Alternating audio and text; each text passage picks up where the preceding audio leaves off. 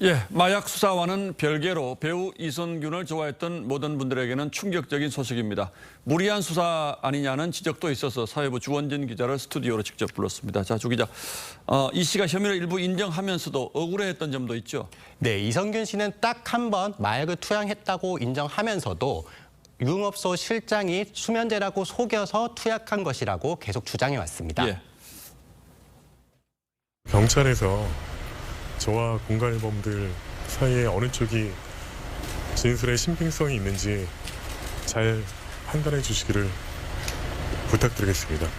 예, 물론 이 주장 역시 이제는 사실 여부를 확인할 길은 없게 됐군요. 경찰의 공식 입장은 나왔습니까? 네, 경찰은 아직까지 아무런 입장을 내놓지 못하고 있습니다. 아무래도 내부적으로 좀 복잡하다는 방증일 겁니다. 예. 다만 경찰 내부에선 어제 거짓말 탐지기 검사 신청서까지 냈던 사람이 오늘 갑자기 극단적 선택을 해 당황스럽다는 얘기가 나옵니다.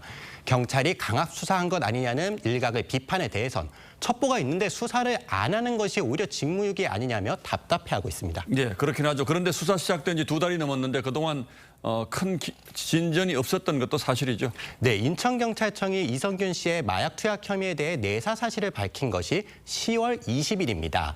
하지만 국가수 마약검사에서 음성이 나오면서 경찰은 이 씨 사건을 검찰에 넘기지도 구속영장을 신청하지도 못한 상태입니다. 예. 특히 이 씨 수사에 발단이 된 유흥업소 실장 김모 씨는 구속 기소됐지만 경찰은 이 씨와의 연관성을 아직 밝히지 못했습니다.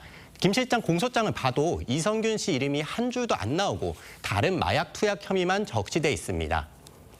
예, 관련해서 관심을 집중시켰던 가수 지드래곤도 결국 무혐의 처리가 된 거죠? 네, 인천경찰청은 또 지난 19일 가수 지드래곤의 마약 혐의에 대해서도 불송치 결정을 하면서 사실상 무혐의로 처리했습니다.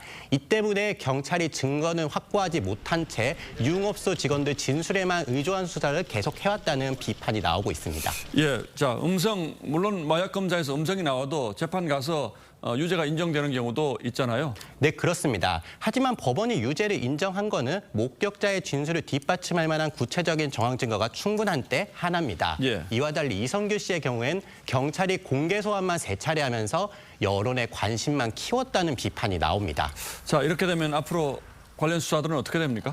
네, 경찰은 먼저 이성균 씨의 마약 투약 혐의에 대해서는 공소권 없음, 사실상 수사를 종결할 예정입니다.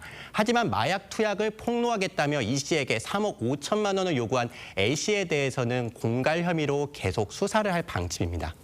예, 결과적으로 보면 대중의 주목을 받는 연예인이라는 점에서 심적 압박이 더 크지 않았을까 이런 생각을 하고 역설적으로 이런 수사는 좀 더 신중하게 하는 게 좋겠다 이런 생각도 해봅니다. 예, 주원진 기자 잘 들었습니다.